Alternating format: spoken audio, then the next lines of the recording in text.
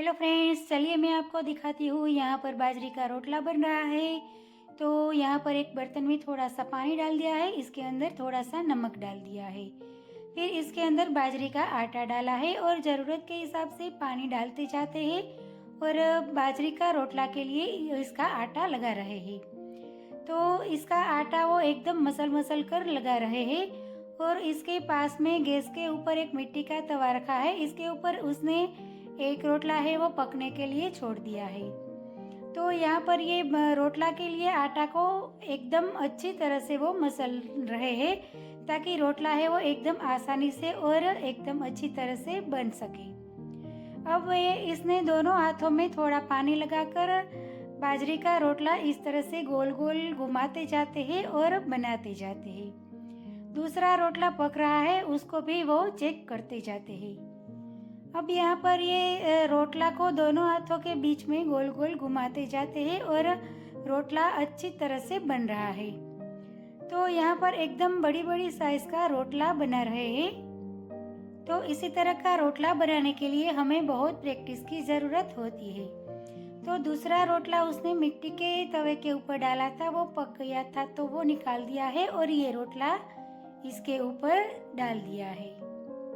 अब ये रोटला को 1 मिनट के लिए पकने देना है।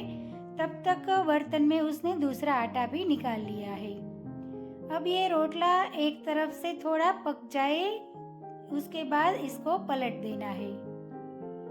तो यहाँ पर रोटला एक तरफ से थोड़ा इस तरह का पक गया है तो इसको पलट दिया है और दूसरी तरफ भी अच्छी तरह से वो पकने देंगे। और दूसरा रोटला के लिए भी यहाँ पर इसने आटा लगा रखा है, तो ये आटा को भी अच्छी तरह से वो मसल रहे हैं। तो एक रोटला पकता है तब तक दूसरे रोटला के लिए भी तैयारी हो जाती है। तो यहाँ पर ये रोटला भी फिर से चेक करते हैं तो थोड़ा कच्चा है तो फिर से रख दिया है।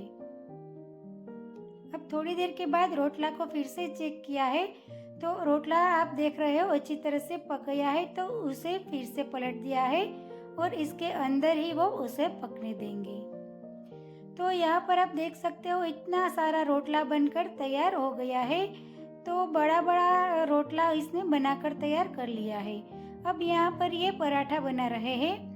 तो पराठे के लिए भी उसने आटा लगा दिया है और एक बड़ा सा पेड़ा ले लिया है। अब इसका वो पराठा बेलेंगे।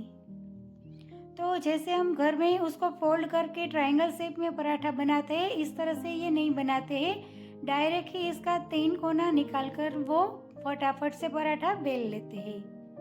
अब ये तवा के ऊपर उसने पराठा रख दिया है, तो इसको एक बार पलट देंगे, फिर इसके ऊपर वो तेल डाल के पराठा को सेक लेंगे। एक पराठा सेक रहा है तब तक दूसरा पराठा भी उसने बेल लिया है। अब ये पराठा के ऊपर तेल डालते जाते हैं और पराठा को अच्छी तरह से सेक लेते हैं। इस तरह से पराठा बेलने से पराठा फटाफट बन जाता है। तो घर पर हम बीच में तेल या तो फिर घी लगाकर इसको फोल्ड करते हैं, फिर ट्रायंगल शेप उसका देकर फिर हम फिर से बेलते हैं। तो यहाँ पर इसको डायरेक्ट ही 3 कोना बनाकर बेल लेते हैं। आपको ज़्यादा क्वांटिटी में पराठा जब बनाना होता है तब इसी तरह से ही पराठा वो लोग बनाते हैं। तो पराठा फटाफट बन जाता है, एकदम कम समय में ज़्यादा से ज़्यादा पराठा बनकर तैयार होता है। तो इस तरह से पराठा वो बेलते जाते हैं और सेकते जाते हैं। अब ये विंटर का मेनू इसने बनाया है, तो ये पराठा और बाजरी का रोटला के साथ उसने और क्या क्या बनाया है वो भी हम देखेंगे। तो यहाँ पर इस तरह से वो सारा पराठा बनाकर तैयार कर लेंगे। अब ये स्पेशल मेनू में क्या क्या रखा है वो हम देखते हैं। तो यहाँ पर अड़दिया का लचका बनाया है। तो ये विंटर स्पेशल रेसिपी है। अड़दिया का लचका के ऊपर ढेर सारा गोंद को फ्राई करके डाला है। ये खाने में एकदम टेस्टी लगता है। तो यहाँ पर अड़दिया का पीसीस नहीं किया है, इसका इस तरह से हलवा की तरह लचका ही रखा है। ये गोंद को अच्छे से उसने मिक्स कर लिया है। अब यहाँ पर ये बैंगन का भरता भी उसने बना लिया है। ये गोभी गाजर का संभारा है, उसके साथ हरा प्याज है, उसके साथ यहाँ पर गुजराती खिचड़ी बनाई है, इसके साथ गुजराती कढ़ी है और एकदम टेस्टी और चटपटी सेव टमाटर की सब्जी बनाई है, जिसको देखते ही मुंह में पानी आ जाए। तो यहाँ पर ये सारा मेनू है वो बनकर बिल्कुल तैयार है। तो उसने सर्व करने के लिए ये बड़े बड़े बर्तन में ये सारी चीज़ें है वो निकाल ली है। तो यहाँ पर आप देख सकते हो बैंगन का भरता, अड़दिया का लचका, इसके साथ फ्राई की हुई हरी मिर्च और पापड़ भी उसने रोस्ट कर लिया है। तो ये खिचिया पापड़ है वो ये मेनू के साथ परफेक्ट है। यहाँ पर ये बाजरी का रोटला का उसने 4-4 पीस कर दिया है। तो यहाँ पर ये बन गया है विंटर स्पेशल परफेक्ट मेनू।